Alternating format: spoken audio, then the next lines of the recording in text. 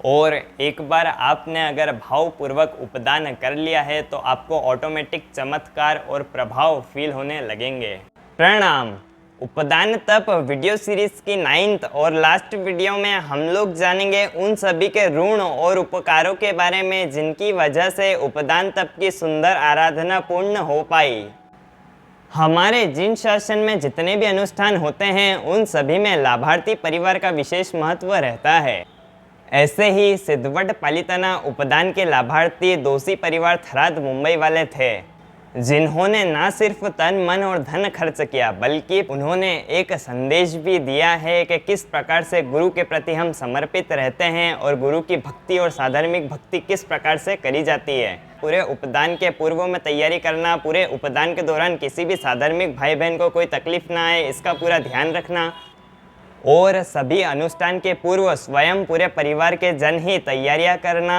उपदान तप की आराधना करवाने के लिए उन्होंने एक बहुत ही सुंदर नगरी बनाई जिसका नाम अपने गुरु के नाम पर रख दिया, जयंत नगरी।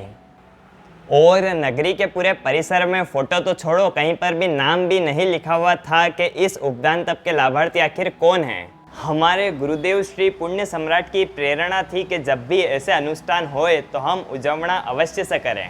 इसीलिए लाभार्थी परिवार द्वारा चारित्र का एक सुंदर उजवना भी लगाया गया था जिसमें साधु साध्वी जी भगवंत को वोहराने के लिए उनके दैनिक में उपयोग आने वाली वस्तुएं थी। 2015 में इन्हीं लाभार्थी परिवार ने शत्रुंजय उत्सव कर पुण्य सम्राट की निष्ठा में 99 यात्रा करवाने का आयोजन भी किया था, जिसमें लगभग 1500 आराधकों की 99 हुई थी और 99 के बीच में ही कई लोगों ने छठ, सात यात्रा आदि भी करे। और उस टाइम भी लाभार्थी परिवार की इतनी उत्कृष्ट भावना थी कि सिर्फ 99 के तपस्वी नहीं, जो भी साधर्मिक दादा की यात्रा करने पधार रहा है सभी के लिए साधर्मिक भक्ति का भी आयोजन किया था। और उनकी देव गुरु और धर्म के प्रति एकदम उत्कृष्ट भावना होने के कारण लगभग 2100 आराधकों ने उपदान किया, जिसमें से 1000 से भी ज़्यादा की मोक्ष माला हुई। लाभार्थी परिवार के स्वयं के बेटे ने उपदान की आराधना के दौरान केश लॉज भी करवाया। हमारे उपदान तप का आखिरी दिवस था 30 जनवरी, जिस दिन ऋण स्मरण का कार्यक्रम था और इस कार्यक्रम को करवाने के लिए ऐसे व्यक्ति आए थे जिन्होंने खुद ने अपनी बेटियों को शासन के प्रति समर्पित किया है। इस दिन पूरे उपदान के दौरान जिनके भी ऋण हमारे ऊपर रहे हैं वह कार्यक्रम तो हुआ ही, साथ ही में लाभार्थी परिवार द्वारा गुरु भगवंत आचार्य भगवंतों की अक्षत से, साथ ही में आराधकों की भी अक्षत से वधावना की गई। 31 जनवरी को सुबह सुबह ही हमारे पोषद की जयना हुई, जिसके बाद सुंदर प्रभु के अभिषेक का आयोजन रखा गया। दोपहर में सभी आराधकों का बहुमान किया गया, जिसके बाद शाम के वक्त प्रभु भक्ति का सुंदर आयोजन।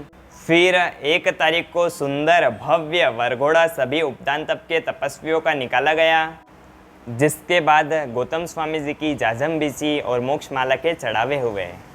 2 तारीख को फाइनली हमारी मोक्ष माला हुई, जिसके बाद गच्छाधिपति आचार्य भगवंत की आंखें खुशी के आंसुओं से नम हो गई।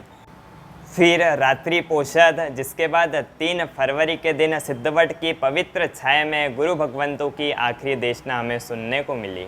उपदान के दौरान हमें निरंतर 150 से 200 साधु सात्विक जी भगवंत की निष्ठा तो थी ही, लेकिन पूज्य मुनिराज श्री चारित्र रत्न विजय जी महाराज साहब रोज सिद्धवट से पालिताना की ओर विहार कर जाते थे और पालिताना में जहाँ भी कोई आचार्य भगवंत एवं मुनि भगवंत विराजमान होते थे उनसे वे विनती करते थे सिद्धवट पधारने की, जिनकी वजह से हमें कई सारे समुदाय एवं गच्छ के 25 से 30 आचार्य भगवंत और कई सारे मुनि भगवंतों के दर्शन वंदन कर प्रवचन सुनने का लाभ भी प्राप्त हुआ। पूज्य मुनिराज श्री प्रशंसन विजय जी महाराज साहब के भी हमारे ऊपर खूब उपकार रहे हैं, जिन्होंने उपदान के दौरान हमारी कई क्रियाएं करवाई। साथ ही में उपदान में निश्रा प्रदान करने के लिए कुछ ही दिनों में साउथ से लगभग 2000 किलोमीटर का विहार कर सिद्ध रत्न विजय जी महाराज साहब आदि ठाना भी उपदान में पधारे। साथ ही में हमारे ऊपर उनके भी ऋण हैं जिन्होंने पूरे उपदान तप के दौरान हमारी किसी न किसी प्रकार से सहायता करी है। और मैं आपसे मिच्छामी दुक्कड़म भी कहूँगा, क्योंकि ये वीडियो सीरीज़ मुझे थोड़ी सी पहले बनानी थी, लेकिन कुछ पर्सनल रीजंस के कारण मैं बहुत ज़्यादा लेट हो गया इसे बनाने में। और एक अंतिम मैसेज के साथ मैं अपने उपदान तप की वीडियो सीरीज़ का अंत करना चाहूँगा।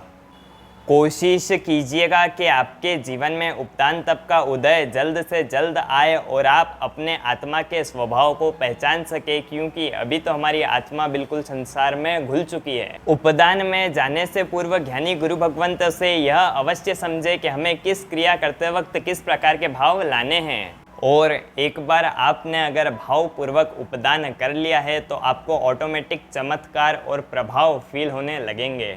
और अंत में ऐसे तो मैंने पूर्णतः कोशिश करी है कि पूरी वीडियो सीरीज़ में उपदान में आम तौर पर जो भी होता है वह सभी कवर करने की, और हमारे उपदान में जो भी हुआ वो भी कवर करने की।